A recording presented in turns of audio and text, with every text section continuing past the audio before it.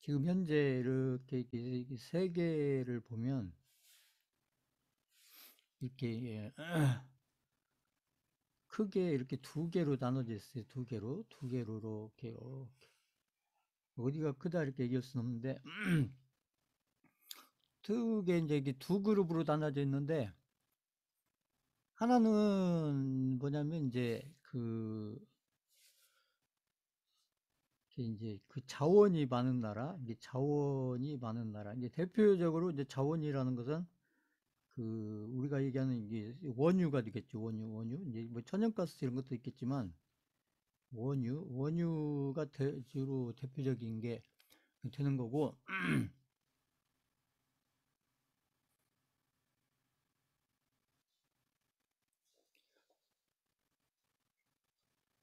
그래서 이게 자원이 많이 나는 나라. 그렇게 해서 이제 이걸 이제 자원국가다 이렇게 얘기를 해요. 자원국가라고 얘기해서 대표적으로 지금 보면은 이제 어느 나라가 이제 이런 나라냐면, 지금 이제 그 러시아, 그 다음에 이제 그 석유가 많이 나는 그 오펙 국가들, 그거,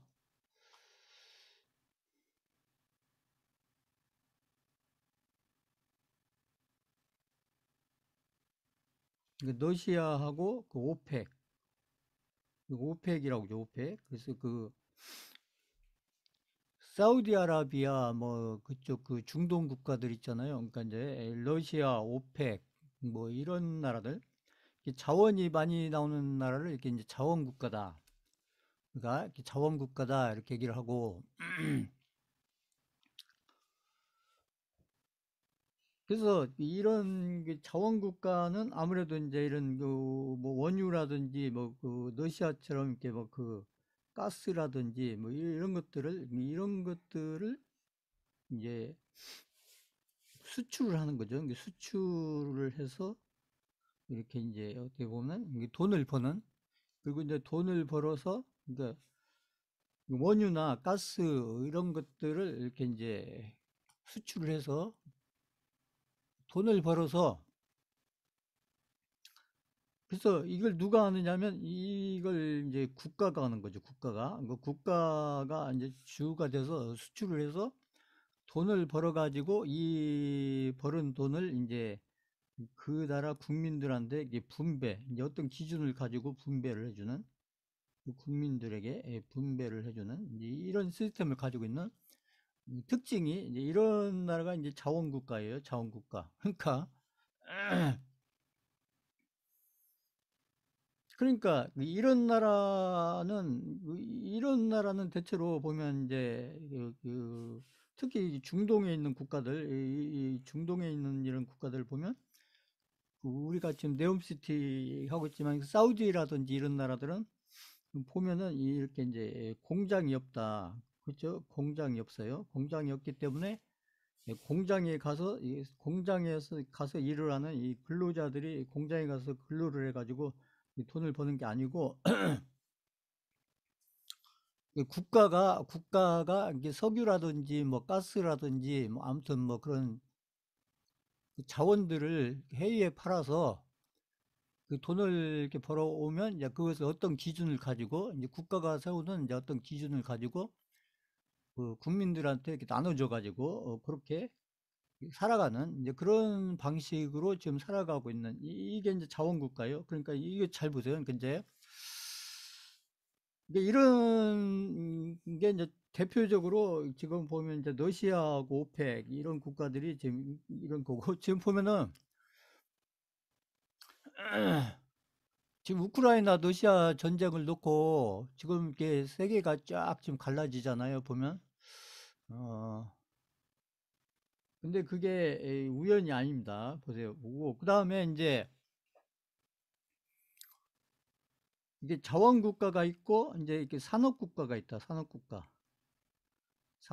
이게 산업국가는 이제 아까 제가 얘기한 이제 어, 많은 공장들이 있는 거죠. 이 국가대에 많은 이제 산업국가는 특징이 뭐냐면 이 많은 이 공장들, 이 공장들이 많이 있어서, 이게 공장들이 많이 있어서 여기에 이제 많은 사람들이 취업을 해가지고, 취업을 해서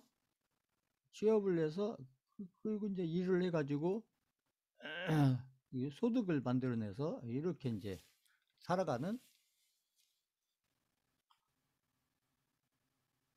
그래서 이 산업국가에 해당되는 국가들이 이제 주로 어디냐면 이제 산업국가에 해당되는 국가들이 주로 이제 미국,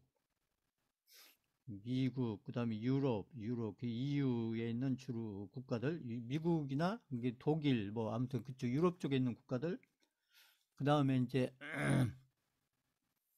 한국이나 일본, 한국은 뭐 자원 나오는 거 없잖아요. 그러니까 한국이라든지 옆에 나라 일본이라든지, 그다음에 이제 또 우리 옆에 있는 중국 이제 이런 나라들, 뭐 대표적으로 보면 이런 나라들이 이게 산업국가다. 그러니까 산업국가의 특징은 뭐냐면 이 공장이 있다는 거죠. 공장이. 자, 그래서 이제 세계가 크게 이렇게 그 자원국가하고 산업국가로, 지금 현재는 이렇게 이제 자원국가하고 산업국가로 이렇게 나눠져 있는데, 지금 보면 여기에서 그러면 이제 아까 제가 얘기한 여기 아까 이 자원국가가 이런 원유나 가스를 결국은 어디에다 수출을 하냐? 그러니까 수출을 한다고 했는데, 그러니까 자원국가에 나오는 이 원유나 가스를 어디에 수출했어요? 결국 산업국가에다 수출한다는 얘기예요. 산업국가, 이런 산업국가한테 수출한다. 자,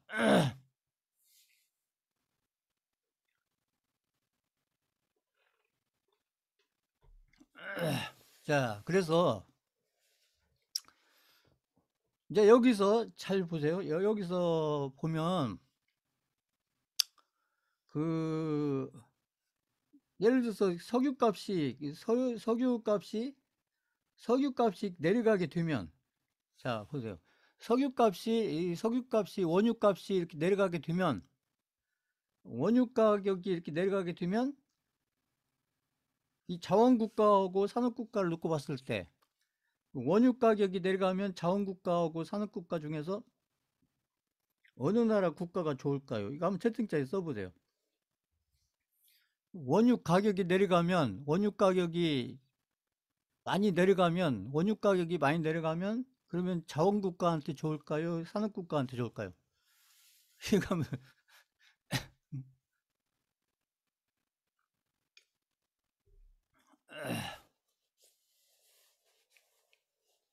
반대로 그 원유 가격이 올라가면 어느 나라한테 좋을까요? 어느 나라 국가들한테 좋을까요? 원유 가격이 올라가면 산업국가하고 자원국가 중에서 어느 나라 국가들한테 좋을까요? 원유 가격이 올라가면. 그렇죠. 근데 이게 핵심이에요. 이게 지금 러시아 우크라이나 요 전쟁 부분을 우리가 이제 전쟁으로 이해를 할 게 아니라, 결국은 이제 러시아 우크라이나 전쟁도 그게 시장을 놓고 싸우는 거예요. 경제를 놓고 싸우는 거고, 그 핵심에 있는 게 이 자원이다. 그래서 원유하고 가스, 이게 이제 핵심인데, 그러니까 여기에서 원유 반대로 결국은 이제 이 원유 가격이 반대로 올라가게 되면, 원유 가격이 올라가게 되면, 그렇죠. 원유 가격이 올라가게 되면 결국은 이 원유 가격이 올라가게 되면 이 원유를 이렇게 결국은 여기 이쪽에서는 수입을 해야 되는 거죠. 그러니까 여기 자원국가에서는 이런 원유를 수출을 하는 거고, 반대로 이런 산업국가들은 이 자원을 수입을 해야 된다. 산업국가들은 이제 이게 자원을 수입을 해야 된다. 수입을. 자, 자원국가들은 자기 나라에 자원이 나오든 안 나오든 아무튼 이제 많은 공장들을 이렇게 가동을 시키려면 결국은 자원을 수입을 해야 된다. 자원을. 그런데 여기에서 원유 가격이 올라가게 되면, 그죠? 원유 가격이 올라가게 되면 결국은 이 산업국가 입장에서는 결국 원유 가격이 올라가게 되면 결국 그 산업국가 입장에서는 이걸 수입을 해야 되니까 수입을 비싼 가격으로 해야 된다. 비싼 가격으로 수입을 해와야 되니까 결국 원유를 비싼 가격에 사와서 이 원유를 가지고 이 공장을 가동을 시켜야 되니까, 그러면 원유 가격이 올라야 되면 공장에서 결국은 이 공장에서 이 생산 비용이 늘지 않겠어요? 생산 비용이 늘게 되면, 그러면 공장에서 생산 비용이 늘게 되면 이 공장을 통해서 나오는 어떤 아무튼 상품이 됐든 서비스가 됐든, 아무튼 상품이 됐든 서비스가 됐든 이거에 상품과 그 서비스의 결국은 가격이 올라가야 된다. 그러면 이렇게 비용이 원유 가격이 올라가면은 결국 공장에서 생산비가 많이 들어가고 그것이 그대로 상품과 그 서비스 가격에 반영이 되면, 그러면 결국은 이걸 통해서 지금 물가가 올라갈 수밖에 없다, 이런 얘기죠. 자, 지금 방금 설명 이해 가신다. 3번 쳐보세요.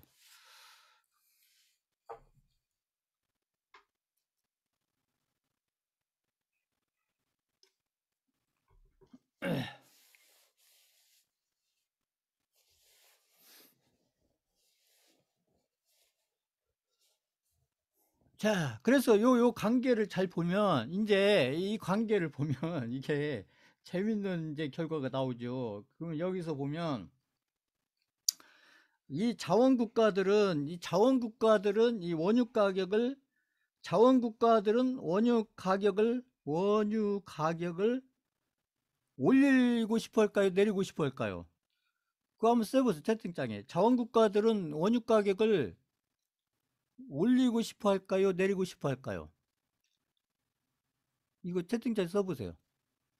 자원국가는 할 수만 있으면 원유 가격을 올리고 싶을까요? 내리고 싶을까요? 당연히 올리고 싶죠. 반대로 이쪽 산업국가는 할 수만 있으면 원유 가격을 높이고 올리고 싶을까요? 내리고 싶을까요? 이것도 한번 써보세요. 이쪽 산업국가 입장에서 원유 가격을 내리고 싶죠. 내리고 싶어 하죠. 자, 그래서 지금 실질적으로 러시아하고 우크라이나하고 전쟁처럼 보이지만, 실제는 큰 틀에서 보면 이 산업국가와 자원국가의 싸움이다. 그러니까 잘 보세요. 지금 러시아하고 사우디하고 그 오펙 국가들 있잖아요. 그 원유가 많이 나오는 이 오펙 국가들, 이 국가들이 한편에 서 있잖아요. 잘 보세요. 한편에 서 있고, 그 다음에 이제 미국을 비롯해서 유럽, 이렇게 해서 그 공장을 많이 가지고 있는 이 산업국가들이 지금 한편에 서 있고, 이렇게 돼서 지금 이런 싸움이 지금 처음 일어난 게 아니고 과거부터 이런 싸움이 여러 번 있었다. 근데 지금 러시아 우크라이나 전쟁도 지금 그런 싸움의 연장선의 하나다, 이렇게 보는데, 그래서 보면은 이제 미국 보세요. 이제 여기 이제 우리가 그 경제 지표에서 제가 이제 미국의 경제 지표가 그 세계 경기를 우리가 판단하는 데서는 미국의 경제 지표가 중요하다, 이렇게 얘기를 했어요. 그러면 결국은 이제 지금 이제 오늘도 이제 지금 이제 아무튼 그 경제 지표로 오늘 새벽에 발표를 하는데, 보면은 미국의 그렇잖아요. 연방이 그 금리를 지금 근데 지금 미국의 연방 있잖아요. 미국의 FED, 미국의 미국의 연준. 자, 보세요. 자, 미국의 연준은 나름대로의 연준이 이렇게 목표를 가지고 있어요. 목표를 가지고 있는데, 미국의 연방은행이 그냥 금리를 올리고 내리고 하는 게 아니고, 어떤 목표를 가지고 금리를 올려야 될 때는 올리고 내려야 될 때는 올리고, 이런 결정을 하는데, 그 연방은행장 지금 누구예요? 그분 혼자 서는 게 아니고 그쪽에 위원이, 우리나라도 그렇죠. 우리나라도 한국은행, 그 한국은행 총재하고 거기 위원회가 있어서 그 위원회를 통해서 금리를 올릴 건지 내릴 건지 동결할 건지 그걸 결정하는데, 미국의 연방도 마찬가지다. 미국의 연준도 결국은 금리를 올릴 건지 내릴 건지를 그 연준 의장이 혼자서 결정하는 게 아니고, 거기에 연준위원회가 그 12명 있는데, 연준위원회의 결정에 의해서 결국은 금리를 올릴 건지 내릴 건지 아니면 동결시킬 건지 그 결정을 하는데, 그러면 뭘 목표로 해서 이런 결정을 하느냐. 그래서 연방이 이제, 우리는 이제 금리를 보고 있지만 미국의 연방이 중요하게 생각하고 목표로 생각하는 건 뭐냐, 두 가지다. 하나는 물가를 안정시키는 거예요. 물가를 안정시키는 거. 이게 목표의 하나고, 물가를 안정시키는 거. 이게 연방이 가지고 있는 큰 목표 중에 하나고, 물가를 안정시키는 거. 그 다음에 이제 두 번째 중요한 게 뭐냐면 이 경기. 그죠? 물가도 중요하지만 경기도 중요하잖아요. 그래서 경기가 나빠지는 것을 이것을 방지를 해야 된다. 그러니까 막아야 된다는 얘기죠. 경기가 너무 나빠지는 것을 막아야 된다. 근데 지금 연방 입장에서는 이제 여기 물가하고 경기를 놓고 봤을 때 어느 쪽이 더 중요하다고 보냐, 우선순위를 놓고 봤을 때 연방에서 물가하고 경기를 놓고 봤을 때 연방에서 더 중요하게 생각하는 것은 물가가 1순위다는 얘기죠. 물가가 1순위고 그 다음에 경기가 2순위다. 이렇게 보는데, 자 이제 보면, 아,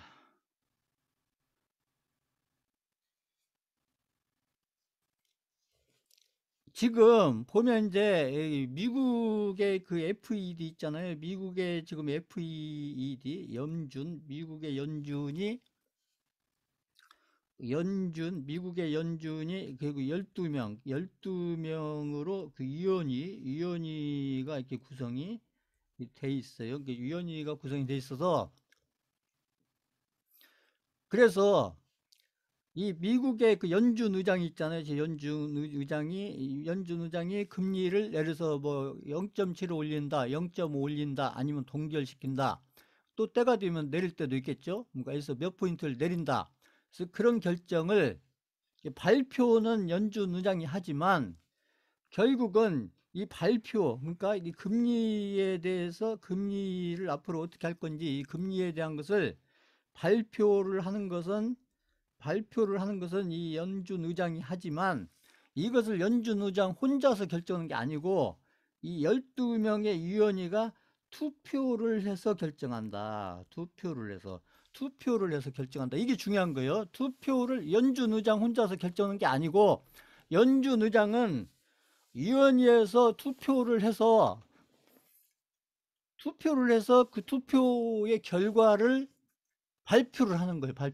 금리를 이제 어떻게 하겠다. 그래서 금리를 어떻게 하겠다. 지금까지 0.75 이렇게 올렸던 것도 연준 의장 혼자서 결정한 게 아니고 12명 위원회의 투표에 의해서 그렇게 결정이 됐고, 0.7을 올리고 그다음에 이번에는 0.5를 올렸었잖아요. 그러니까 이런 결정을 연준 의장 혼자서 결정한 게 아니고 12명 위원회의 투표에 의해서 결정을 했었는데, 자, 근데 그래서 결국은 이제 미국의 금리가 어떻게 될 건지 앞으로 미래의 미국의 연준 금리, 그죠? 연준 금리가 어떻게 될 건지는 결국은 누구한테 달려 있냐면 이 연준 의장한테 달려 있는 게 아니고 12명 위원회에 의해서 미래의 미국의 연준 금리가 어떻게 돼갈 건지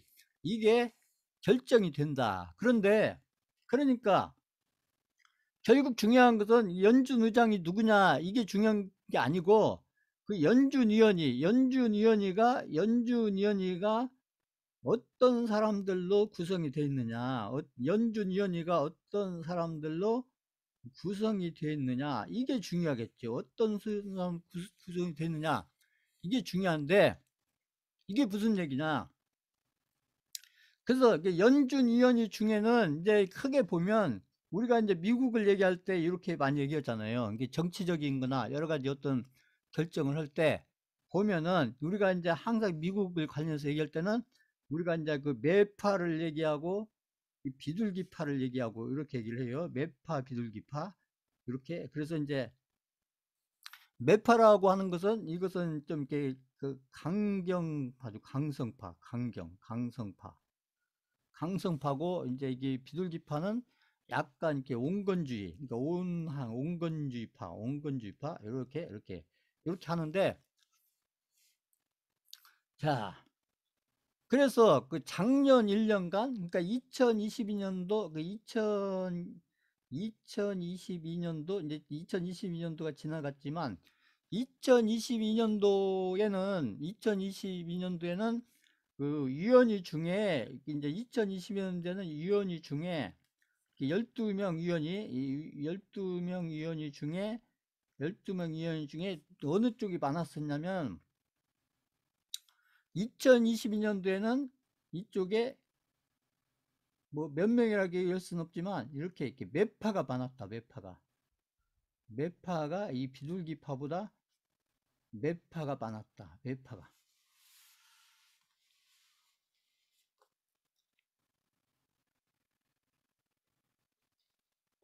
그래서 2022년도에 아무래도 이제 비둘기파보다 매파가 많다 보니까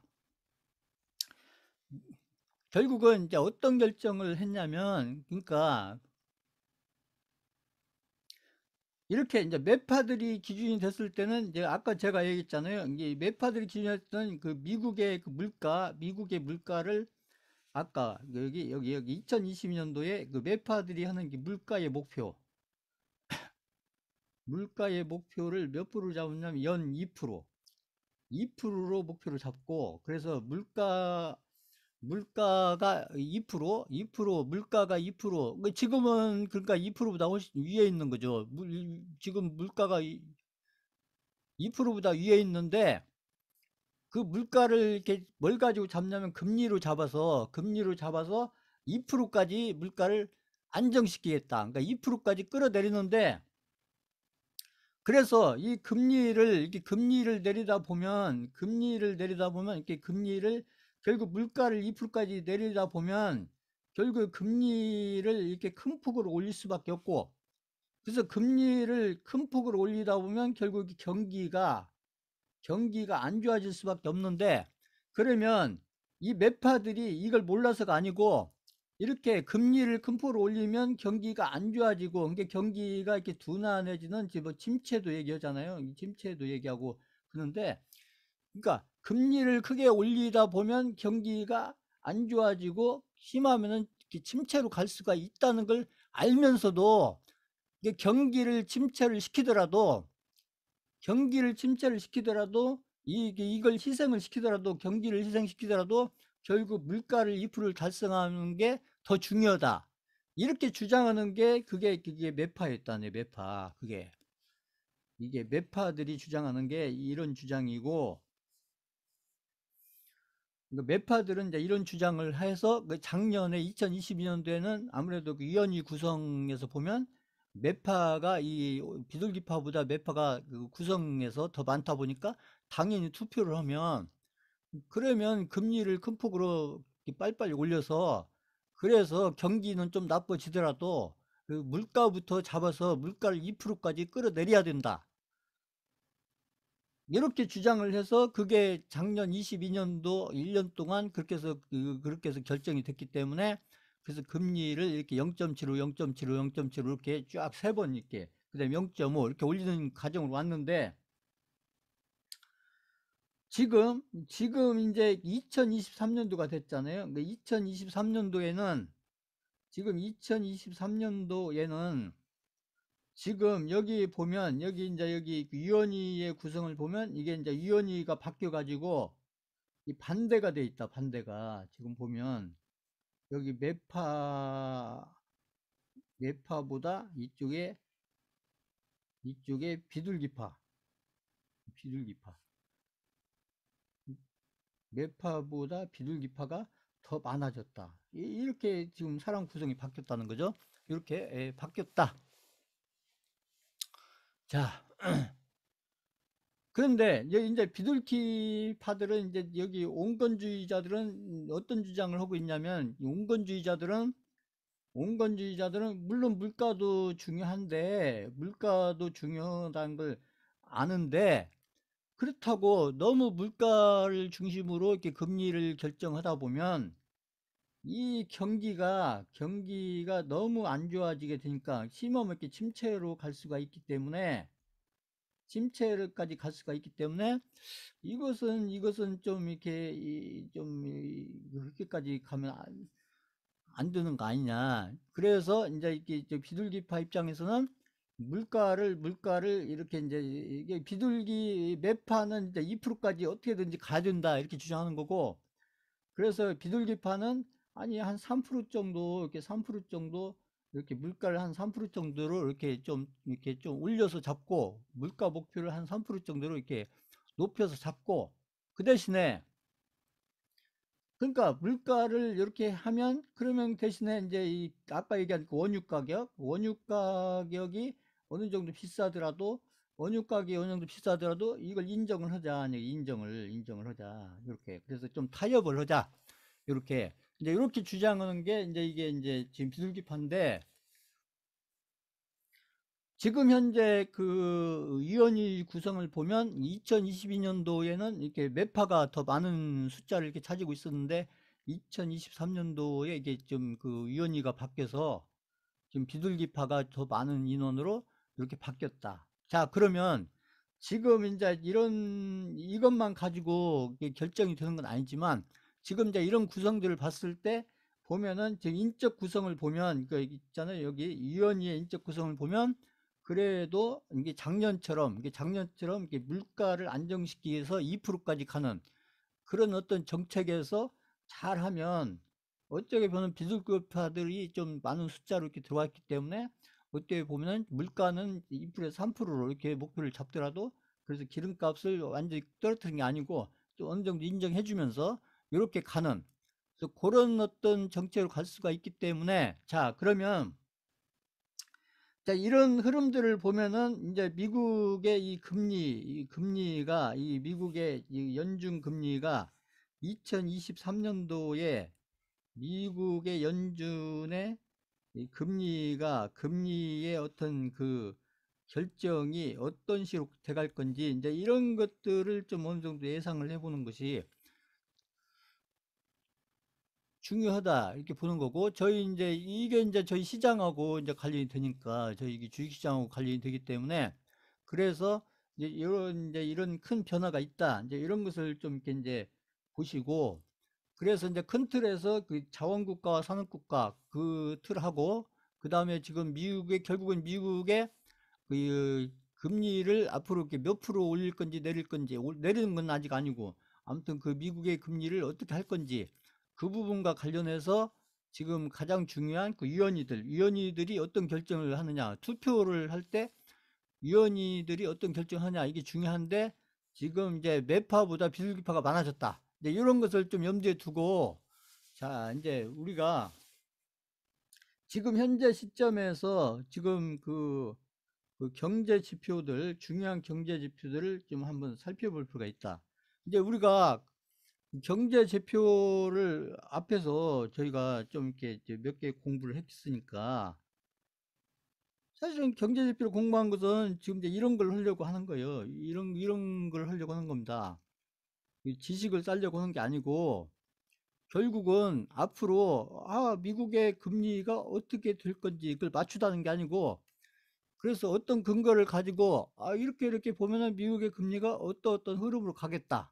그래서 그런 것들을 어느 정도 이렇게 예상을 하면서 그러면서 본인들 투자를 이렇게 관리를 해가면 이왕이면 그런 어떤 흐름들에 맞춰서 어, 관리를 해가면 더 좋지 않겠어요? 그래서 그런 의미예요. 그런 이 그림이.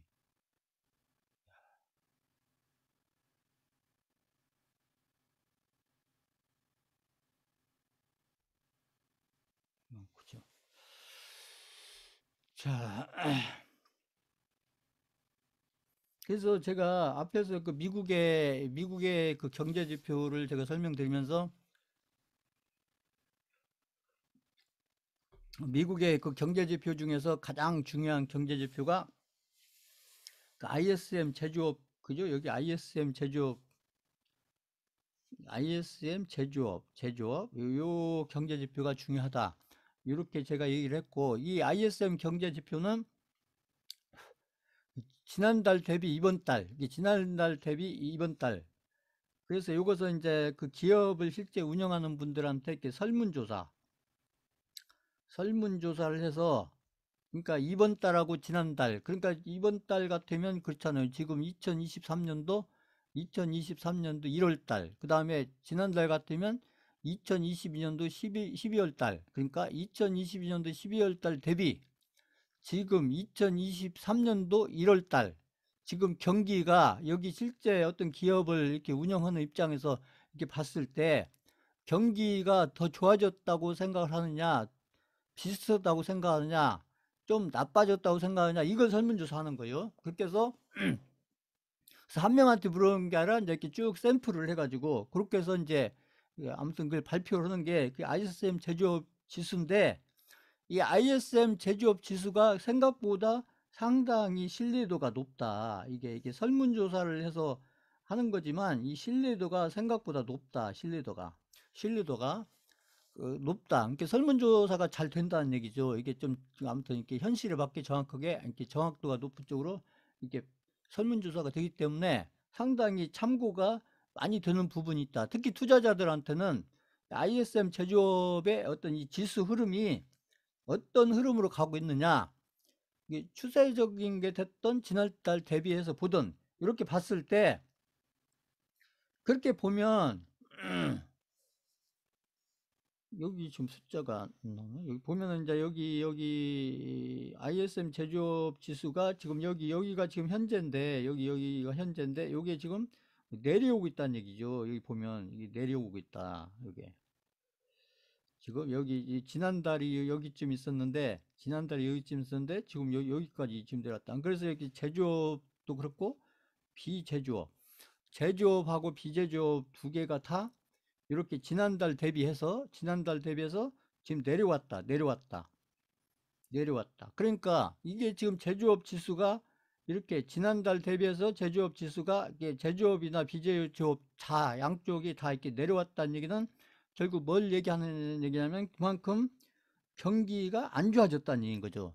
그러니까 이것은 이제 기업을 직접 이렇게 운영하시는 분들, 기업을 직접 이렇게 운영을 하시는 분들이 이렇게 대답을 그렇게 했다는 거죠. 그래서 지난달 대비해서 이게 발표를 했을 때 지금 숫자가 안 나오는데 여기 보면, 그래서 여기 숫자가 대체로 이렇게 이제 55 이상,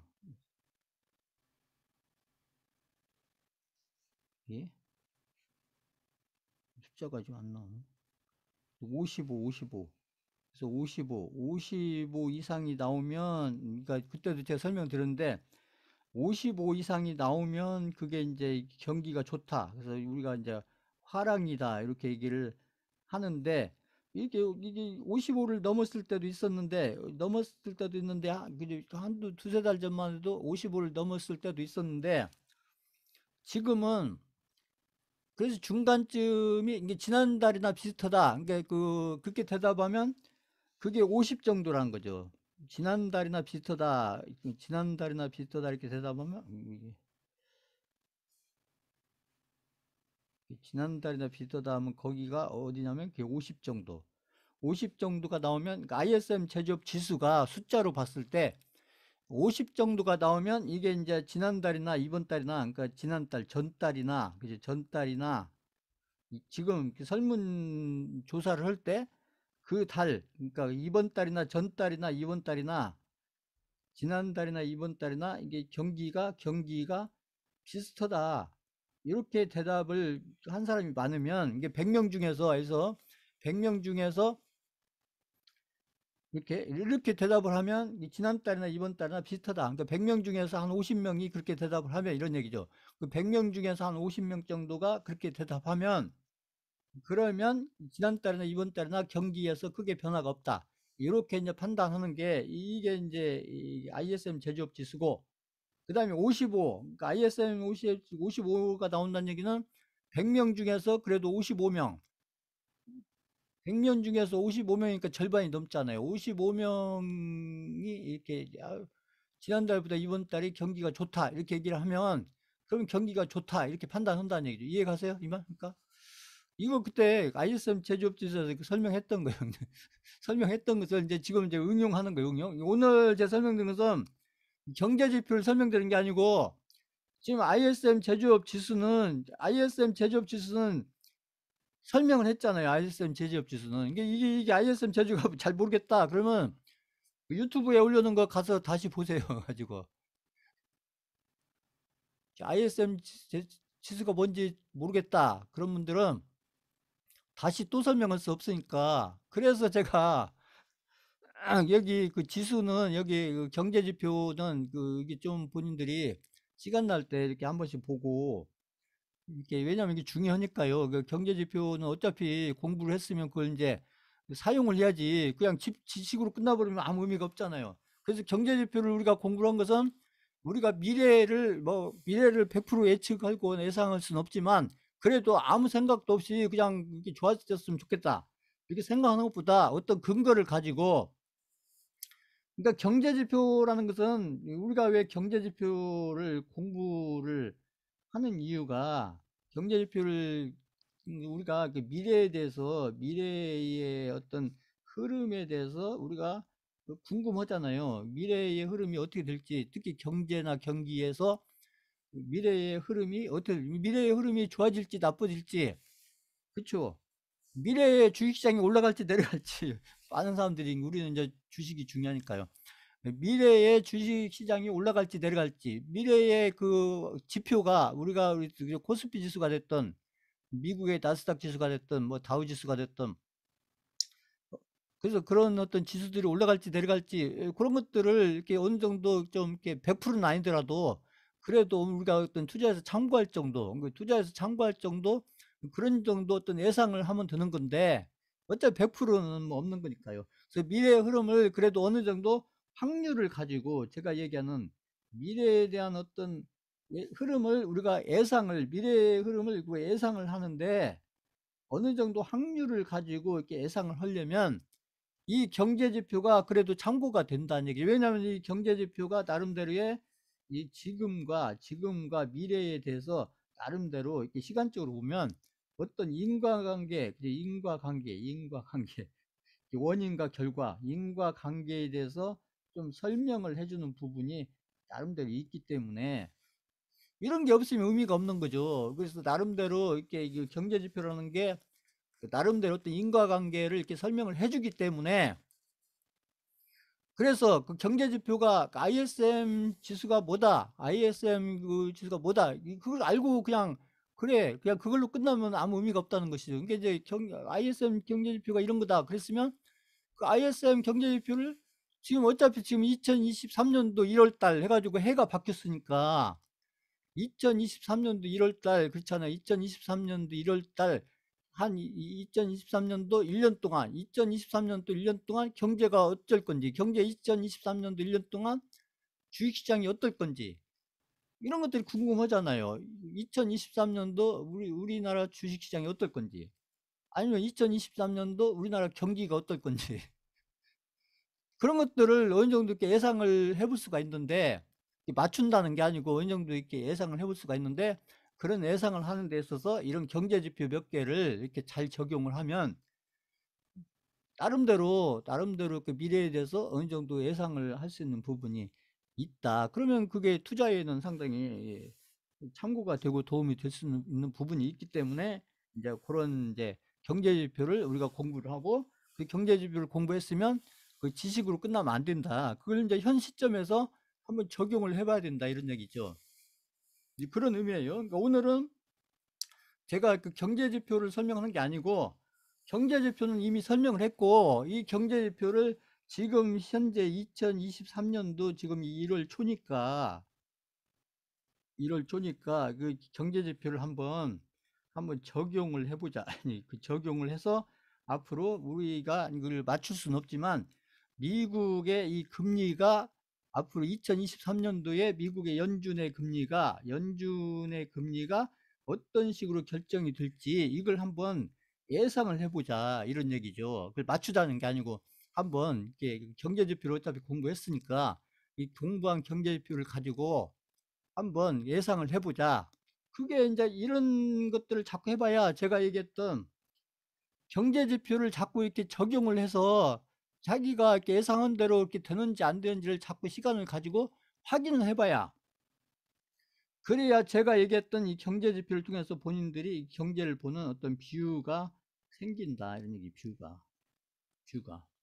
이제 그런 의미예요. 그러기 때문에 제가 이 경제 지표는 이제 한국의 경제 지표하고 미국의 경제 지표 그 제가 설명드린 거 그 내용은 본인들이 이렇게 시간 나는 대로 좀 복습을 해서 앞으로 이제 그거 연결돼서 제가 이제 그 아무튼 그때그때 중요한 이슈가 있거나 중요한 어떤 흐름이 있을 때 그런 부분과 관련해서 제가 설명을 해드릴 테니까 그러면 그 지표가 뭔지는 정확히 알고 있어야 되죠. 그래서 이제 지금 그런데 지금은 이게 지금 여기까지 내려와 있는데 이게 내려와 있는데 ISM 제조업 지수가 내려왔는데 지금 여기가 지금 여기 숫자가 안 보여서 근데 여기가 얼마쯤이면 지금 49 정도까지 내려왔다. 그러면 지금 50 밑으로 내려왔기 때문에 지금 경기는 지금 안 좋은 거예요. 경기가 지금 50 밑으로 내려와 있기 때문에 이쪽 ISM 제조업 지수로 보면 경기가 안 좋다. 지금 안 좋고 그러면 이 경기 침체기라는 것은 지금 지나간 과거를 보면 언제가 경기 침체기였냐면 여기 2000년대 초, 그 다음에 2000 여기 8년도 9년도 여기 보세요. 그러니까 2000년대 초가 이때 왜 경기가 여기 이제 경기가 ISM 지수로 따지면 ISM 지수가 우리가 이제 지금 경기 침체 이렇게 얘기를 하고 있잖아요. 신문 같은 데 보시면 경기 침체, 이게 금리를 계속 이런 식으로 내리다 보면 경기 침체가 올 수도 있다. 지금 온 건 아닌데 경기 침체가 올 수도 있다. 이 얘기를 지금 하고 있잖아요. 그래서 경기 침체가 온다는 것은 ISM 제조업 지수가 됐을 때 ISM 제조업 지수를 보면 얼마 정도 있을 때 경기 침체라고 하느냐. 그게 지금 이게 지나간 과거에서 보면 여기 3번 경기 침체가 왔었다는 거죠. 3번. 이게 2020년도 여기 초가 이게 코로나 왔을 때하고 2000 여기 2008년도 9년도 이때 경기 침체가 왔었는데 이때는 언제나 이게 잘 알다시피 금융위기 왔을 때 세계 금융위기 왔을 때 이때 경제 침체가 왔었고 그 다음에 2000년대 초에 이때의 경기 침체는 그때 막 그 걸프전 그리고 이라크하고 이렇게 연합군하고 전쟁하는 그런 거 있었을 때 그 경제 침체가 3번 왔었는데 근데 지금 여기 ISM 제조업 지수가 지금 49 정도 내려와 있는데 49 정도 내려와 있는데 이게 그러면 여기 정도면 ISM 제조업 지수가 어느 정도 숫자로 봤을 때 어느 정도냐 이게 보통 이제 한 45에서 한 40 정도 그러니까 45에서 숫자로 굳이 얘기하면 45에서 40 정도 이 정도의 ISM 제조업 지수가 나오면 이게 이제 경기 침체다 이렇게 얘기하는데 그래서 아까 그 유연이어서 아까 매파라고 하는 사람들 있잖아요. 매파라는 사람들은 여기 49를 더 끌어내려서 이렇게 45 이하로 가더라도 이렇게 가게 되면 그래서 오히려 이 매파들이 주장하는 건 뭐냐면 매파들이 원하는 건 뭐냐면 매파들이 바라는 건 뭐냐면 이 기름값을 끌어내리는 거예요. 기름값을 끌어내리는데 경기가 어느 정도 이렇게 돌아가면 경기가 이렇게 좋지는 않더라도 경기가 어느 정도 이렇게 경기가 좋지는 않아도 경기가 나쁘지 않으면 유가가 내려오지를 않는다는 거죠. 그러면 유가가 안 내려오면 결국 물가도 안 내려온다. 이게 이제 매파들 주장이에요. 매파들은 결국 유가를 끌어내려야 결국은 물가가 안정이 될 수가 있다. 아까 제가 얘기한 2%대 물가를 만들려면 결국 기름값을 끌어내려야 된다.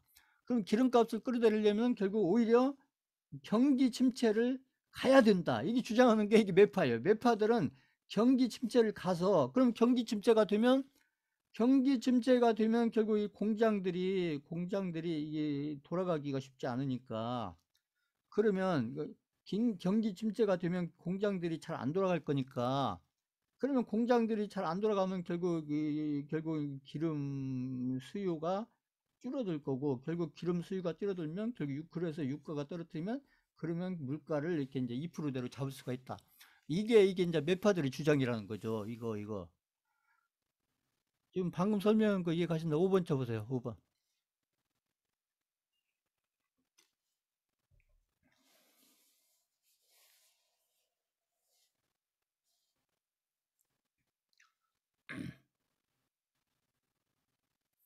그래서 작년에는 2022년도에는 매파들이 이런 주장을 했었다는 거죠. 2020년도 1년 동안은 매파들이 지금 제가 설명드린 이런 주장을 해서 그래서 금리를 0.75, 0.75, 0.75 올려서 오히려 경기 침체를 가서 그래서 공장이 이렇게 못 돌아갈 정도의 어떻게 보면 공장이 최소한으로만 돌아가게 그렇게 해서 경기 침체를 통해서 기름값을 끌어내려야 결국 물가가 안정이 될 수가 있다. 그러니까 2%대 물가의 목표를 달성할 수 있다. 이게 이제 매파들의 주장이었다. 이런 얘기죠.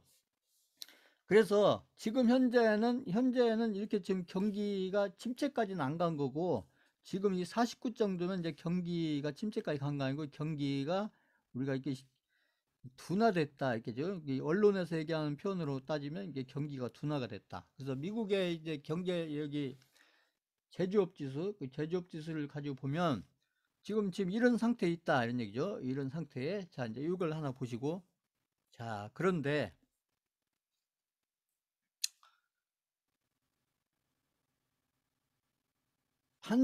반대로 지금 이제 반대로 이렇게 러시아라든지 이 러시아 아까 제가 얘기한 자원국가 러시아라든지 오펙 국가들은 러시아나 오펙 국가들은 이 유가를 끌어올릴수록 좋다는 거죠. 러시아나 오펙은 이제 유가를 끌어올릴수록 유가가 비싸질수록 여기 러시아나 오펙 국가들은 결국 기름을 팔아서 결국은 돈을 많이 벌 수가 있다. 유가가 비쌀수록 돈을 많이 벌 수가 있기 때문에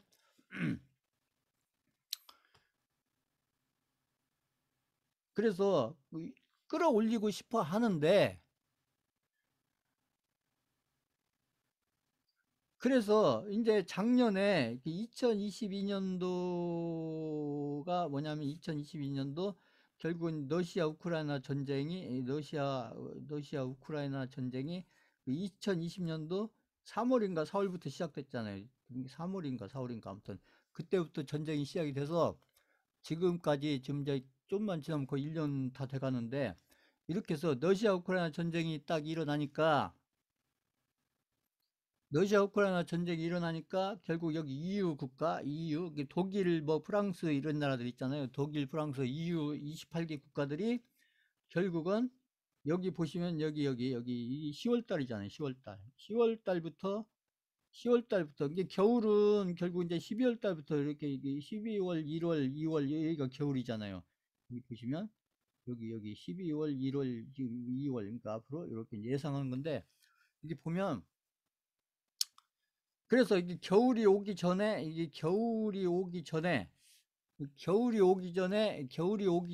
결국은 이 겨울을 대비를 하기 위해서 오펙 국가들이 뭘 했냐면 이 오펙 국가들이 결국은 가스를 가스를 사서 저장을 했다. 저장을. 왜냐면 이제 러시아 우크라이나 전쟁이 이렇게 일어나서 그 가스를 러시아가 겨울에 안 팔 수도 있으니까 그게 협박을 했잖아요. 가스관을 잠그겠다 뭐 막 이렇게 하면서 그렇게 하니까 이 가스관 잠그기 전에 그러기 전에 미리 가스를 많이 사놓자. 그래가지고 그래서 여기 10월 달, 이제 10월, 11월 달 있잖아요. 여기 10월, 11월 달 여기 10월 여기 겨울이 오기 전에 그러니까 10월, 11월은 이게 가을이잖아요. 가을에.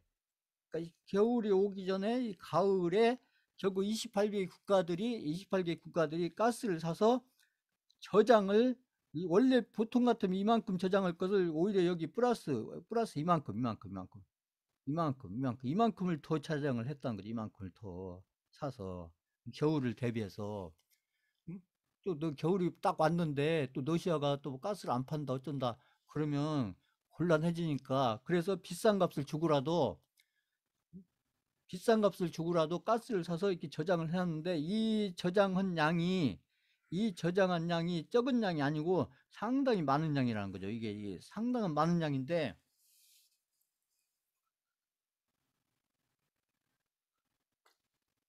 이게 그림으로 보면 이게 적은 양 같지만 이게 상당히 저장을 해놓은 양이 많은데 이렇게 저장을 미리 해놓은 양도 많은데 이게 저장한 양도 많은데 지금 이제 실제 이제 겨울이 됐다는 거죠. 그쵸? 12월 지금 이제 12월 지나고 그래서 이게 12월이 지나고 지금 1월 이렇게 왔는데 보면 이렇게 가스를 저장을 많이 해놨는데 거기에다 대고 지금 EU 쪽에 겨울 날씨가 겨울 날씨가 따뜻하다는 얘기죠. 겨울 날씨가 이게 자 이거 무슨 얘기예요? 지금 EU 28개 국가 겨울을 대비해서 가스를 미리 사서 이렇게 많이 저장을 해놨는데 거기다 대고 지금 EU 국가의 그 겨울 날씨가 겨울 같지가 않다는 얘기죠. 이게 무슨 얘기예요? 그러면 가스는 많이 샀는데 지금 겨울에 날씨가 따뜻하니까 여기 저장을 미리 사서 많이 해놨는데 이것을 사용을 할 필요가 없다는 얘기. 사용을 전혀 않는 건 아니지만 생각처럼 많이 사용을 할 필요가 없다는 얘기죠.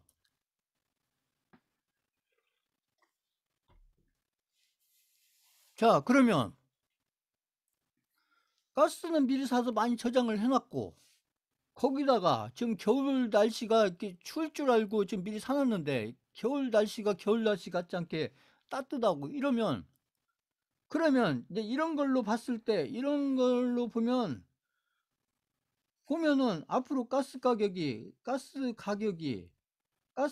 앞으로 올라갈까요 내려갈까요? 이거 한번 채팅창에 써보세요. 지금 이런 상태라면 앞으로 가스 가격이 올라가겠어요 내려가겠어요?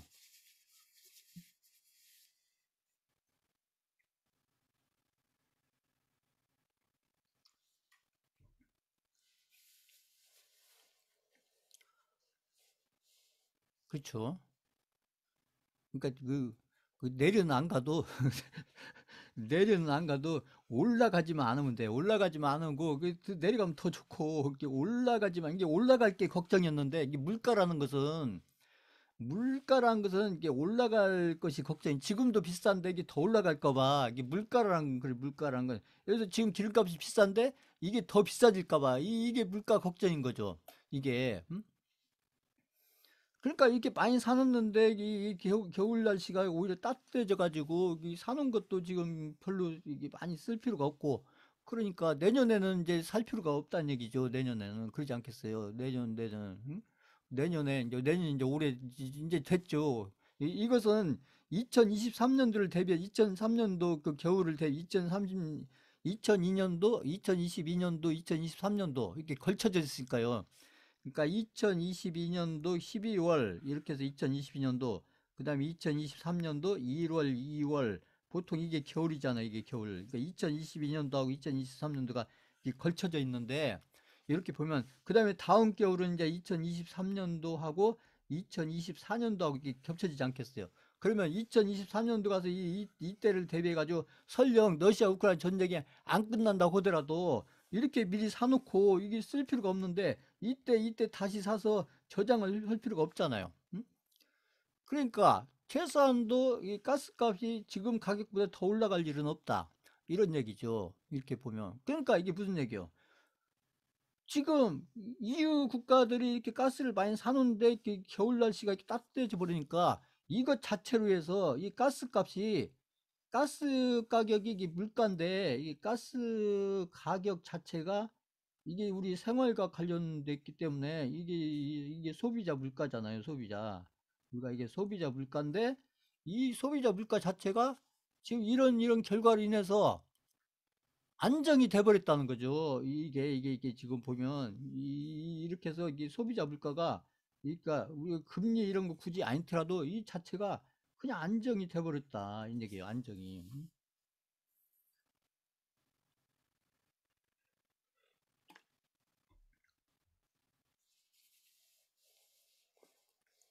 자, 이제 이게 하나 있고요. 그래서 EU 국가들은 그러니까 이제 이렇게 되니까 물가가 이렇게 안정되니까 그 EU 입장에서는 이제 무슨 얘기가 되냐면 EU 입장에서는 이 물가를 안정시키기 위해서 그 금리를 올려야 된다.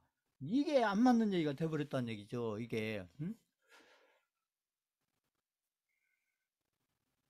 근데 미국이 이제 금리를 올리니까 미국의 연방 금리를 올리니까 우리 한국은행도 금리를 올리고 그다음에 EU도 금리를 올리고 이렇게 해서 따라가는 물론 환율 문제도 있지만 그래서 물가를 안정시키기 위해서 이렇게 했는데 지금 이제 이런 현상이 발생을 했다는 얘기죠. 이제 거기다가 또 하나 아까 이제 EU 쪽을 보면 그렇고요. 그다음에 이제 미국을 보면 또 이제 지금 어떤 결과가 생겼냐 보면은요. 여기 이제 이 그림을 잘 보셔야 되는데 이게 미국의 지금 소비자 물가 상승률을 이걸 좀 이렇게 어떤 것들 때문에 물가 상승률이 일어났는지 이것을 이렇게 쪼개서 이렇게 그림을 그려 놓은 건데 이게 2022년도 1월 달에 미국의 소비자 물가 상승률이 몇 프로였냐면 7.5%였다. 7.5%였다가 이게 2022년도 6월달, 2022년도 6월달, 그러니까 5개월 후에 2022년 6월달에 이게 9.1%까지 갔다. 9.1%까지. 그러니까 여기서 거의 한 2%대 이상이 이렇게 오른 거죠. 그래서 소비자 물가 상승률이 9.1%까지 올랐는데 이제 이 그림에서 여기 잘 보면 이게 이렇게 7.5%에서 이렇게 9.1% 올라갈 때 이때 보면 이때 7.5%가 될 때는 2022년도 1월 달에 이렇게 7.5%, 이게 7.5% 물가도 이게 높은 거란 거죠. 이게 숫자가 이게 높은 건데, 물가로서는 높은 물가인데, 이때 2022년도 1월 달에 이렇게 7.5% 물가가 높은 것은 이게 그림을 잘 보시면 여기 자동차라고 써 있는 것이 자동차. 이 자동차가 여기 2022년도 6월 달, 그러니까 여기보다 이게 작아졌더. 그 다음에 여기보다 여기가 더 작아졌죠. 이거 무슨 얘기냐면 이때 7.5%라는 이게 이제 고물가죠. 7.5%라는 이 고물가가 이렇게 나왔는데 이때 물가를 많이 올리는 원인이 됐던 게 뭐냐면 이 자동차 쪽이었다. 이 자동차가 뭐가 문제였냐? 이 자동차가 제가 얘기한 이 자동차를 만드는 데 있어서 이 자동차를 만드는데 자동차에 필요한 이 반도체의 이 공급망에 문제가 있었다. 그 왜 그래? 이 코로나 때문에 그렇거든요. 코로나 때문에 반도체의 공급망에 문제가 있다 보니까 결국은 반도체의 이 자동차를 만드는 데 사용되는 이 반도체 가격이 올라갈 수밖에 없다. 이게 반도체 가격이 올라가 보니까 그러니까 자동차 값이 올라가고 이 자동차 값이 올라가면 결국 소비자 물가가 올라가는 거죠. 결국 이 개인들이 사는 거니까. 개인들이 차를 사는데 이 자동차 반도체 값이 올라가니까 차값이 올라가고 차값이 올라가니까 개인들 소비자 물가가 올라가는데 그게 이제 자동차가 상당히 이렇게 이제 역할을 했었다는 얘기죠. 그런데 이제 그 이후에 왜 자동차 관련된 이것이 낮아졌냐? 근데 이때는 이 자동차와 관련된 이 공급망, 결국 이 공급망에 문제가 있었던 것이 이때 2006월달, 그 다음에 여기 11월달 가면서 이게 해결이 됐다는 거죠. 해결이 됐다. 그건 무슨 얘기예요? 더 이상은 자동차를 만드는 데 들어가는 이 반도체 때문에 소비자 물가가 올라갈 일은 없다 이 얘기예요. 그러니까 자동차를 만드는데 들어가는 이 반도체 가격이 올라감으로 인해서 자동차 값이 올라가고, 그래서 결국 그 차를 사는 개인들의 소비자 물가가 올라가는, 이게 해결이 돼버렸다. 그러니까 이걸로 인해서 이 물가, 이제 이게 이제 전체 이게 물가로 연결이 되는 부분인데, 그래서 이것이 해결이 됐다는 얘기, 해결이. 그 다음에 1월 달하고 여기 6월 달 여기 보면 또 뭐가 있냐면요. 여기 음식료 있잖아요.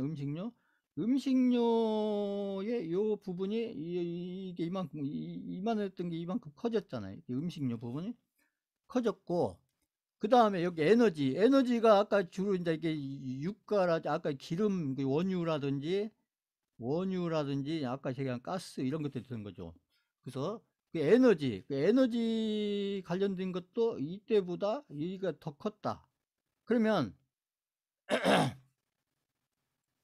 이때는 왜 그러냐? 그러니까 이때 이게 이제 1월 달 대비 여기 6월 달에 갔을 때 왜 에너지하고 여기 음식료 이쪽에 소비지 물가가 이렇게 많이 높아졌나? 그죠? 이만큼이었던 게 이게 합쳐서 이만큼 높아졌다. 그럼 이것은 왜 높아졌나? 이것이 바로 이제 그 러시아 우크라이나 전쟁 때문이겠다. 러시아 우크라이나. 이게 러시아 우크라이나 전쟁이 일어나면서 거기에서 어떤 곡물값도 올라가고 기름값도 올라가고 가스값도 올라가고 아까 얘기했잖아요. 그러다 보니까 6월 달에 이렇게 많이 올라갔었는데 결국은 다시 11월 달에 오니까 여기 보면 이 음식료 관련된 것은 이제 비슷한데 여기는 비슷한데 여기 에너지와 관련된 부분이 확 줄었다. 에너지 관련된 확 줄었다. 그러면 이것도 에너지 관련된 부분이 이게 물가 측면에서 보면 에너지 관련된 부분이 해결이 됐다는 얘기, 해결이 됐다. 그 해결이 됐다는 건 뭔 얘기예요?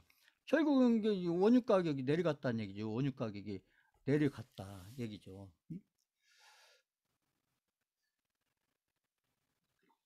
그래서 제가 그 2부에서 제 기술적인 해석을 해드리면서 제 환율은 계속 보여드리고 이제 지난주부터 제 달러 인덱스 보여드렸는데 저희가 또 일주일마다 꼭 보고 가야 되는 게 뭐냐면 그 유가의 흐름이 이게 바로 이제 물가하고 이렇게 관련이 되기 때문에 이 유가의 흐름을 최소한 일주일 단위로 이렇게 봐야 되는 겁니다. 이게 그 유가가 이렇게 6개월 걸쳐서 1년 걸쳐서 그러니까 작년 대비 올해 아니면 지난달 대비 이번 달 이런 식으로 그 유가 흐름이 어떻게 바뀌어가는지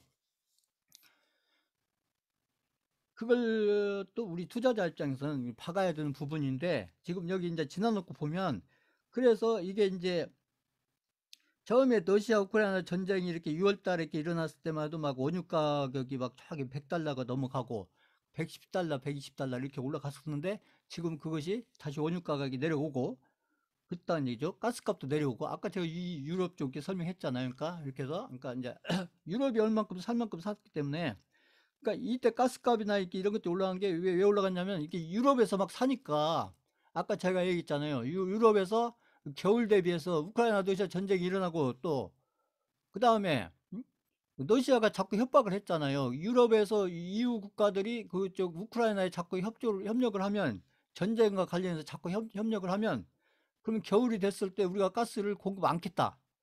가스망을 잠그겠다. 그러니까 EU 국가들이 미리 사놔야 되지 않겠어요. 그러니까 EU 국가들이 막 미리 사니까 그때 가스값도 오르고 그랬었다는 얘기죠. 응? 그래서 이렇게 6월 달만 해도 이렇게 이제 에너지 가격하고 이 식품 가격이 올랐다가 결국 이제 어느 정도 올란 다음에 EU 국가인 살 만큼 딱 사고서 저장을 딱 해버리니까 그다음에 더 이상 살 필요가 없었다는 얘기죠. 응? 그러니까 이제 물가에서 문제가 됐던 이 자동차 부분도 해결이 됐고 그 다음에 여기 이게 이제 러시아 우크라이나 전쟁으로 인했던 원유라든지 가스라든지 이런 부분들도 이게 해결이 됐다니 해결이 이게 물가 측면에서 그렇답니다. 전쟁은 아직 안 끝났지만 물가 측면에서는 이게 해결이 돼 버렸다. 그러면 여기서 잘 봐야 되는 게 이 자동차 부분하고 여기 있잖아요. 이 자동차 부분하고 요 부분은 이게 미국과 관련해서 그러네요. 미국과 관련해서 지금 미국 얘기하는 거니까요. 요게 보면 이 두 개는 결국은 이게 이제 미국의 내부적인 문제가 아니라 외부적인 원인이다. 이제 외부적인 거. 그렇죠. 미국 내부적인 문제가 아니고 그 미국의 결국 소비자 물가 상승률이 이렇게 7%에서 9% 갔다가 이렇게 7% 이렇게 내려왔는데 여기서 보면 이런 것들은 이게 일부적인 원인이었고, 근데 아까 제가 그래서 이제 일부적 원인이 이렇게 지금 해결이 됐다는 얘기예요. 이게 물가 측면에서. 이 전쟁이 해결된 게 아니고, 물가 측면에서는 아까 그런 제가 설명드린 그런 이유들로 해서 물가 측면에서 그게 안정이 됐다. 이런 얘기죠. 그게 이제 미국의 소비자 물가에 그대로 지금 적용되고 있다는 얘기죠. 그대로 적용되고 있고. 근데 여기서 이제 중요한 게 하나가 뭐냐면, 여기서 보면, 이 주택 임대료라는 게 있어요. 주택 임대료. 그러니까 미국 사람들은 이 주택 임대료가 중요하잖아요. 주택 임대료가. 그 주택 임대료가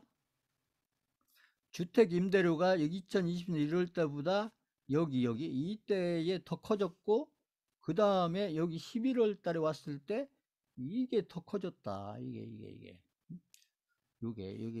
더 커졌다. 더 커졌다.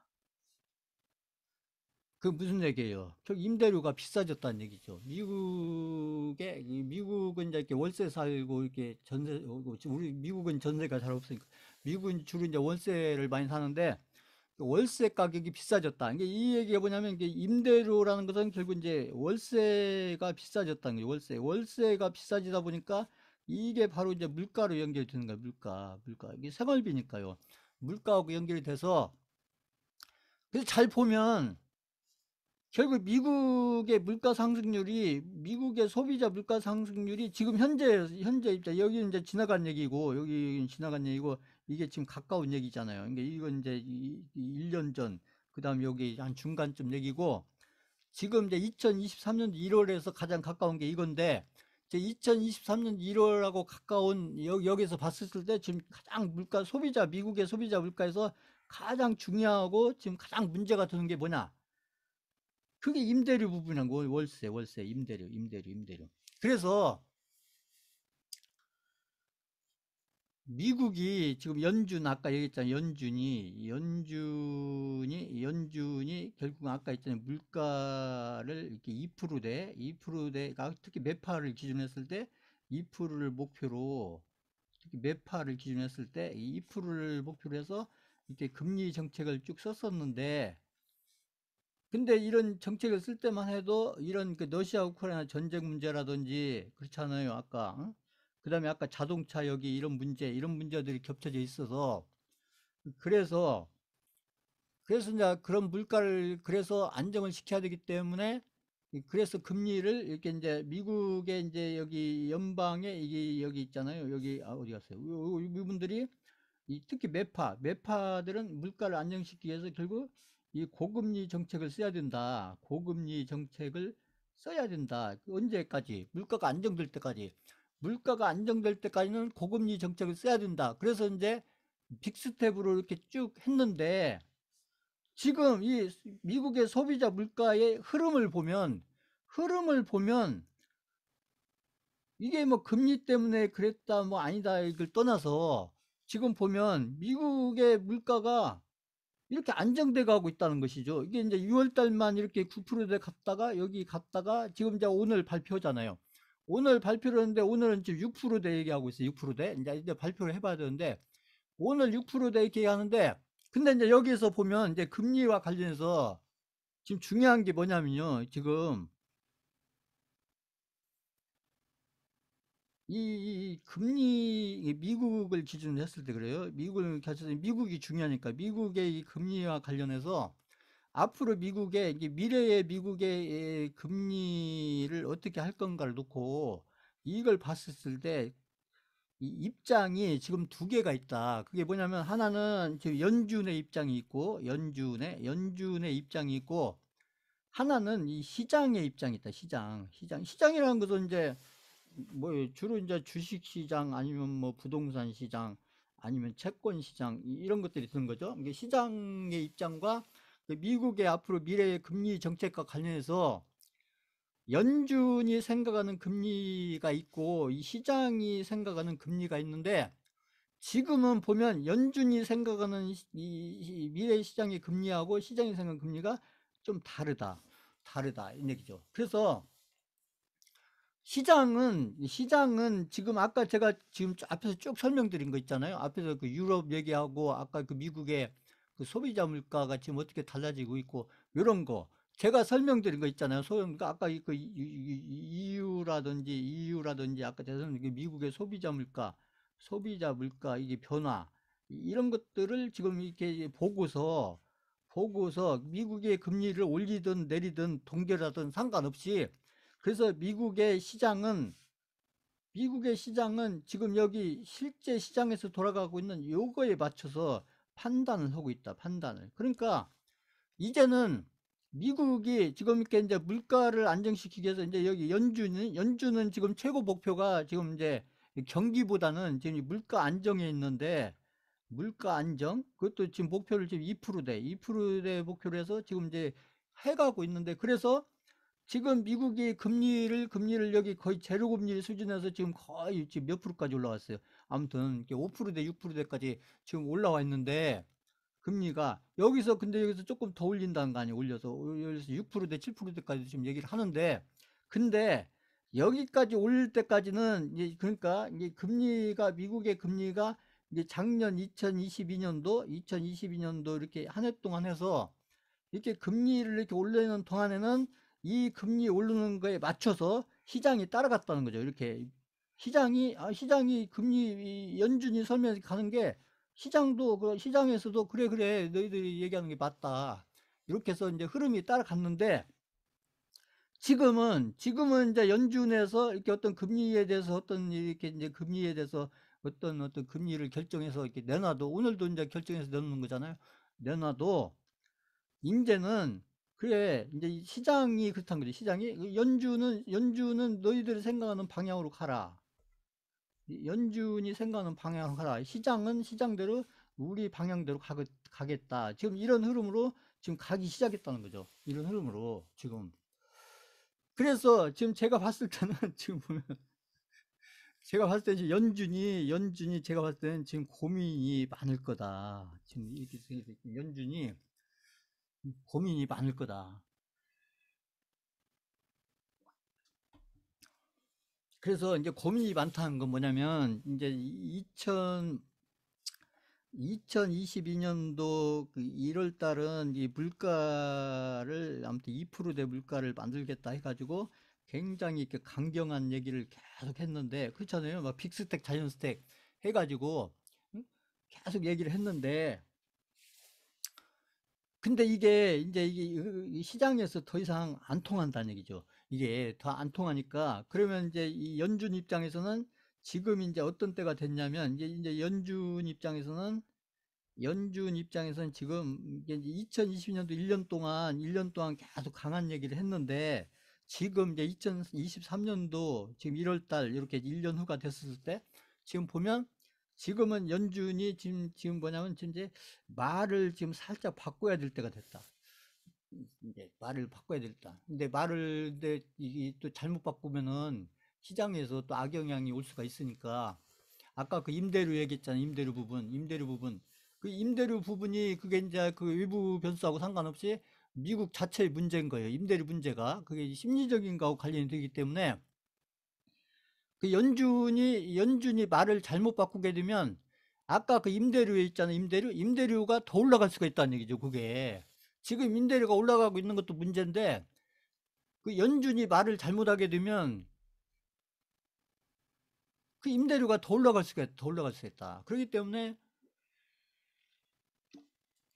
연준이 저 말을 바꾸더라도 이제 잘 바꿔야 되는데, 그게 이제 이게 지금 이제 미국이 이 금리를 인상을 하는데 원래의 그 연준에는 이걸 몇 월달까지 하려고 했냐면, 이게 거의 한 6월달, 7월달 이때까지 금리 인상을 계속 할 계획을 가지고 있었어요. 그러니까 앞으로도 한 서너 번 이렇게 거쳐서 하려고 했었는데, 지금 이제 시장의 흐름과 여러 가지 지금 아까 그렇잖아요. 아까 그 유럽 쪽의 문제라든지 아무튼 여러 가지 이제 세계적인 물가들이 지금 이렇게 좀 이렇게 안정돼 가고 또 거기에 맞춰서 미국의 물가도 지금 그런 흐름으로 가고 있기 때문에 그래서 지금 연준이 결국은 사실은 지금 시기적으로 보면 이제 오늘 어떻게 할지 모르겠지만 사실은 금리 인상으로 따지면 이번이 마지막이어야 맞아요. 이번이 금리 인상이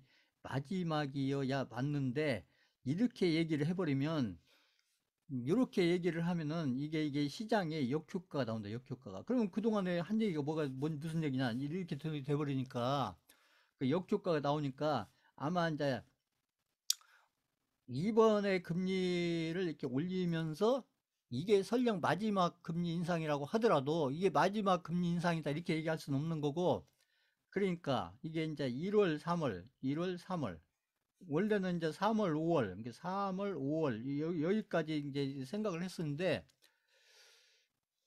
그래서 이제 연방 입장에서는 금리 인상을 제가 봤을 때는 지금 흐름으로 봤을 때는 빨리 끝내야 되는 그런 시기가 됐다 이런 거죠.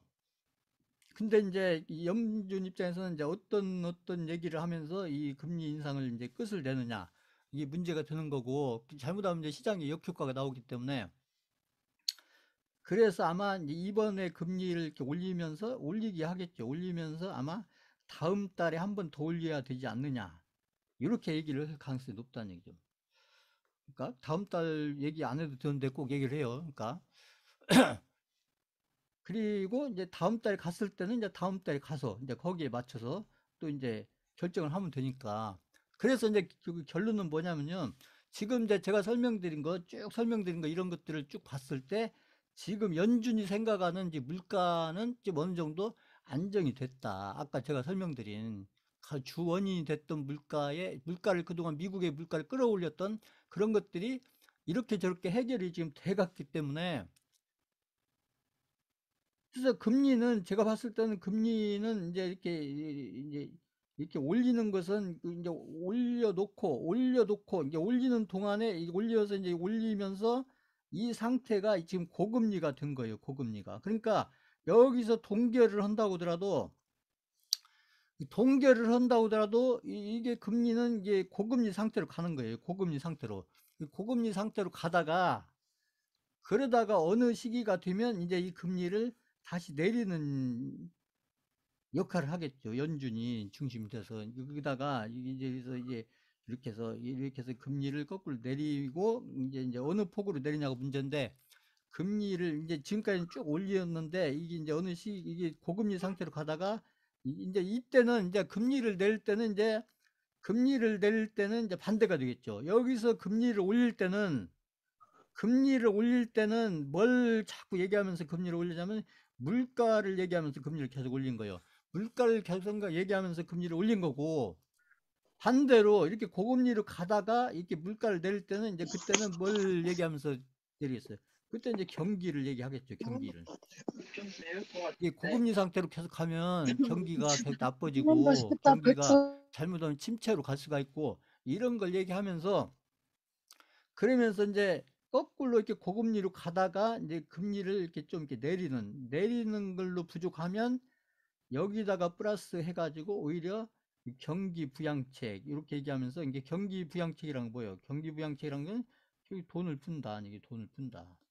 돈을 푼다. 근데 이 시기가 언제쯤 될 거냐? 이게 문제겠죠. 시기가 언제쯤 될 거냐? 근데 어쩌면 이 시기가 아까 그 EU도 마찬가지고요. EU도 마찬가지고 미국도 마찬가지고 어쩌면 이게 2023년도 하반기가 될 가능성이 높아요. 제가 봤을 때는 2023년도 하반기 그러니까 6, 7월 달 지나서 2023년도 하반기가 될 가능성이 높다. 그러면 만약에 이렇게 고금리로 가다가 이게 금리도 좀 내리고 거기에다가 이렇게 경기 부양책까지 쓰고 이렇게 되면 이제 우리한테 중요한 것은 이렇게 가게 되면 그러면 이 주식시장은 어떻게 되겠냐? 주식시장은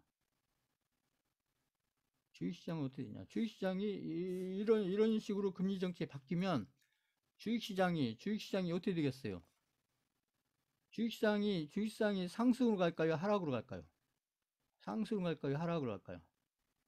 그럼 채팅창에 써보세요. 주식시장이 상승을 갈까요? 하락을 갈까요? 이렇게 가면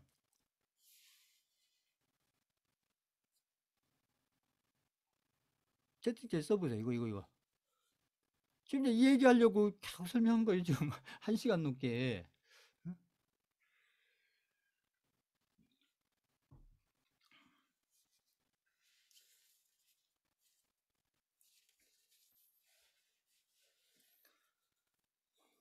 저희한테 중요한 것은 이제 경제 지표가 중요한 게 아니고, 이제 경제 지표를 통해서 최종적으로는 저희가 알고 싶어 하는 것은, 그래서 그런 흐름으로 갔을 때 결국 우리 시장이 됐든 미국 시장이 됐든 중국 시장이 됐든 이 주식 시장이 그래서 어떤 시장으로 갈 거냐, 이게 중요한 거죠. 그것을 이제 어느 정도 예상을 해보는 거. 그래서 그 예상을 해보기 위해서 우리가 경제지표를 공부하는 거고, 경제지표를 공부를 했으면 그것을 현재 시점에서 아까 제가 얘기한 그런 데이터들을 기반으로 해서 그렇게 해서 앞으로 우리의 시장이, 주식시장이, 저희는 이제 주식시장이 중요하니까요.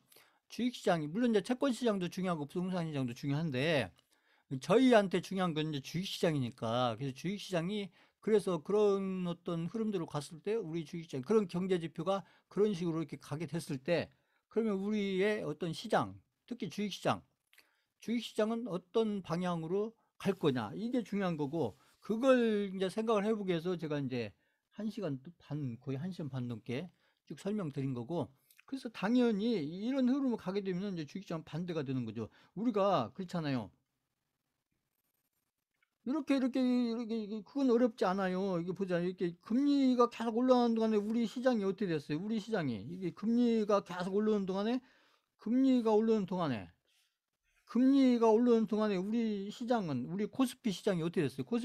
우리 코스피 시장은 반대로 내려왔잖아요. 코스피 시장은, 코스피가. 금리가 계속 올라가면서 시장이 내려왔잖아요. 이 제가 얘기한 3,300부터 이게 3,300에서 2,150까지 이게 내려왔던 간에 금리를 계속 올리면서, 그러면 여기에서 이제 때가 돼 가지고 반대로 아까 이제 이게 고금리로 가다가 반대로 이제 금리를 이렇게 뭐 한 번에 확 내리지는 않겠지만, 이것도 이제 스텝 바이 스텝으로 내려가겠지만, 거기다가 돈까지 풀게 되면 이제 반대가 되겠죠. 이제 금리가 내리고 돈까지 풀게 되면, 그러면 시장은 또 반대로 이렇게 가지 않겠어요? 이 얘기를 하려고 했던 거죠, 이것을. 근데 이것을 그냥 단지 이제 시장이 올랐으면 좋겠다. 누구나 주식을 가지고 있고 주식으로 앞으로 투자를 해서 관리를 해서 수익을 내려고 하는 분들은 시장이 계속 좋았으면 좋겠지만, 그래서 이제 앞으로 우리 시장이 앞으로 하반기, 올해 아무튼 6, 7월 이렇게 해서 하반기부터 우리 시장이 이제 상승 시장으로 갈 건지 하락 시장으로 갈 건지, 그거에 대해서 우리가 한번 이렇게 예상을 해볼 필요가 있는데, 그것도 그냥 상승장으로 갔으면 좋겠다가 아니고, 제가 지금 1시간 넘게 쭉 설명드린 어떤 근거를 가지고, 저희가 어차피 경제지표도 공부했으니까, 그래서 우리가 공부했던 경제지표를 적용해서 그렇게 해서 우리 시장이 맞든 틀리든 간에 아무튼 우리 경제시장이 그렇게 갔으면 좋겠다가 아니고, 나름대로 근거를 가지고 이렇게 생각을 하면서 시장에 대한 어떤 방향을 그때 가서가 아니고 미리 지금 한 6개월 전쯤 해서, 그렇죠. 만약에 6월달, 7월달부터 시장이 이런 정책으로 간다고 하면 거기에 맞은 시장도 그렇게 갈 거니까, 그러면 남들보다 이렇게 한 5, 6개월 전에 시장에 대해서 이렇게 한번 판단을 해보고, 그리고 시장이 그렇게 갔을 경우에 그쵸. 내가 주식시장에서 어떤 포트폴리오를 가지고 어떤 종목들로 포트폴리오를 관리해서 내가 수익을 남들보다 크게 만들어 갈 거냐. 이런 것들을 미리 생각을 하기 위해서 이제 이런 어떤 흐름들을 쭉 살펴본 거고, 이제 이런 걸 살펴본 게 이제 저희가 이제 경제지표를 그래도 몇 주 공부했으니까, 그리고 지금 또 2023년도 마침 또 1월 달이고 1월 초니까요. 이제 그런 쪽에서 이렇게 한번 이렇게 경제지표를 적용해서 쭉 한번 살펴보면, 그동안에 경제지표를 우리가 공부했던 것을 다시 이렇게 한번 사용해 보는 이런 계기가 되는 거고, 이제 이런 과정들을 통해서 본인들이 이제 어떤 뷰가 생기는 거예요. 이제 그렇게 하시라고 지금 설명을 드린 겁니다. 이렇게 해서. 그래서 우리 시장은 제가 이제 이런 흐름으로 가면 아마 우리 하반기부터는 우리 시장이 좀 좋은 흐름으로 가지 않을까, 저는 그렇게 판단을 합니다. 이게 갔으면 좋겠다가 아니고, 가지 않을까, 갈 가능성이 높다. 저는 이렇게 판단을 해요. 그러니까 이제 이런 관점에서 경제 지표를 가지고 설명한 거예요. 지금은 제 기술적으로 해석한 게 아니고 경제 지표로 설명한 겁니다. 경제 지표로. 자, 잠깐 5분만 쉬었다 하겠습니다.